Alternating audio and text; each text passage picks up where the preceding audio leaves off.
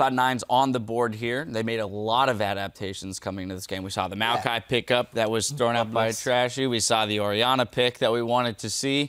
We saw a little bit more engaged with it. We saw everything. Yeah, no, Freak, you failed the analyst test. I talked about Shyvana. I talked about him going back to his big farm level 6 bros. There you go. Who on Cloud9 is listening to our analyst test segments? We're like, after the first game, it's like, well, they're probably going to drop the Lulu ban. Yeah. And they're like, where's the Orianna and Maokai? We didn't pick the Varus, though. Well, we'll all put in our applications to C9 after this segment. But now that they have made these solid adaptations, the focus kind of shifts to Gravity here, which is that they played relatively the same comp 3 games in a row. Cloud9 has now found a way to beat it. Well, it's funny because the same things were happening. You were talking about multiple points of failure, and you were talking about how Gravity have all these different ways of coming in. It was basically like Game 3 was just like Game 1 and 2, except there was more CC coming in at Cloud9. Like, we still saw Keen get isolated by someone with CC and die. The thing is, C9 now have more than one cooldown that can do that, so they did it a lot more often. And they were finding these picks a lot more often, and suddenly it works out. Gravity has played 6 total champions across 3 games. So nothing changed, pretty much, for Gravity. Whereas Cloud9, it was a complete switch up from their game composition in Game 2. Game 2 was High trying to set up everything and everyone being the beneficiary of High setup. This was the opposite. Everyone set up High, and High could walk in as a damage-dealing threat and be the beneficiary of the setup that he called for and the team followed. So it's the Cloud9 style, and they need to maintain something similar to this. And one thing we saw in the game as well was that Cloud9 was playing a lot more aggressive in this game. Every lane was pushing up, which led to High being able to just counter jungle the Gragas, keep on pushing his CS lead, and get like a huge lead on the Shyvana. So I really like that adaptation. And just in general, I loved that they changed up and they had playmaking ability in the bot lane, they had in the top lane, and we saw what they could do with it. So I do want to get into a little bit of minutiae here, Freak, as the resident AD carry expert. Essence Reaver.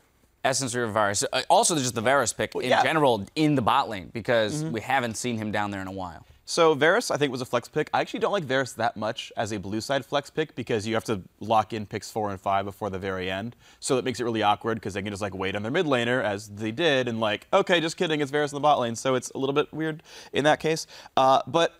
So the build is weird. First of all, Essence Reaver is not as good as you would think on Varus because you clear with spells so much that you don't auto-attack very much compared to like a Sivir where you're actually going to get Essence Reaver mana back. And we saw in actually one of the bad Baron fights, he oomed, compared to what Amani Minu would do. However, why Essence Reaver is okay here is it costs less, gives the same attack damage as a Bloodthirster.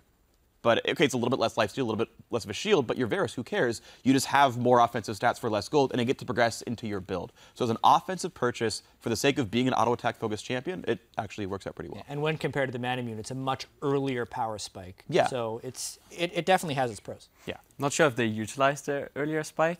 We actually saw in the game that I would have liked C9 to push more their lead in terms of vision and then look for like flank plays with Maokai when they had these power spikes.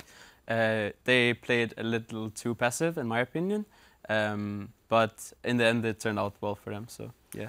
Well, that is a good point, though. You know, maybe a little bit of nerves there coming into possible match point against Gravity, even with their 4K gold lead, doing a bit too much dancing around Baron. Yeah, they had, at one point, I thought it was 5,000 or 6,000, and they made a really, really bad Baron play where, as we saw, High took about half his health and damage. Incarnation entered the fight at 1/3. They tunneled onto a Gnar who was hitting Mega and just lost the fight terribly. And it is kind of a series of either strategic or mechanical mistakes that Cloud9 has had throughout this series.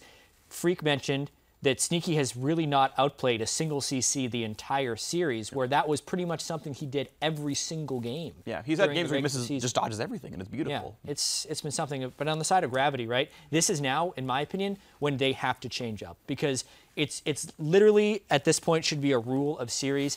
Unless you're beaten, if you lose a game, don't change things. And if you lose a game, it's on you to change. So now they have to counter what Cloud9 has just done. Yeah, and I actually agree with that. And I think my opinion on best ofs is the players kind of play to the same level every single game, and you have to find, as a coach, a composition that fits how well everyone's playing and their tendencies. And so C9 have realized, hey, we're winning early game by passive farm. Let's turn that up to 10. Instead of Amumu, let's go Shyvana. And Mu is still not getting a lot of early ganks. He's still getting out-farmed now by much more. And now at 20 minutes, Shyvana is the highest gold in the game. which High can now use to abuse and do really cool things. And okay, they've realized, hey, Keen's getting out of position a lot, and every single game he's found some way to get out of position. Let's find more tools to engage with. Hey, that's still working. And so C9 have like slotted in these segments that are lining up with the strengths and weaknesses of the players, and they're like on a really good path to success.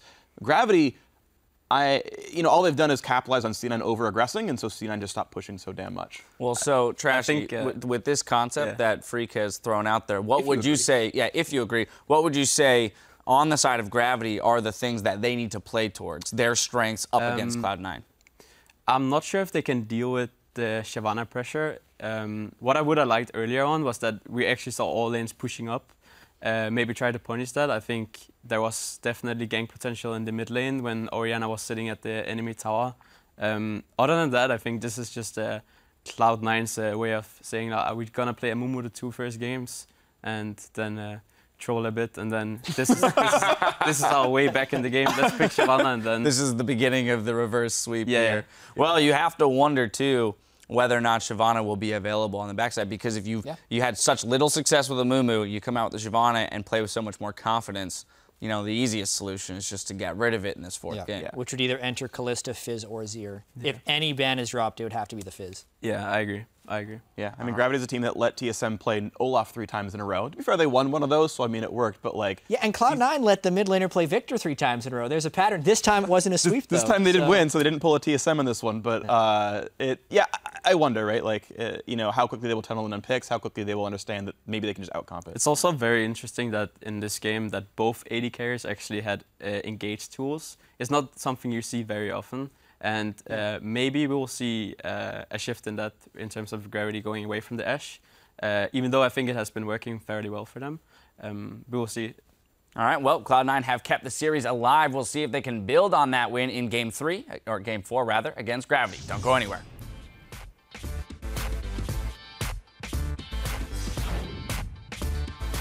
They're going to try to jump in. Move picks it up with a big belly slam, and they're going to be able to get out here. Answer, very low, going to go down. And it looks like they are still fighting. That fight went so bad for them with the rotation of Incarnation from the mid lane. Shyvana here, Shyvana. Nice, I got already. Okay, nice. Going to keep themselves alive here. Zeroed out with the shockwave. The ball movement was not known. Cloud9 keeps the dream of worlds alive.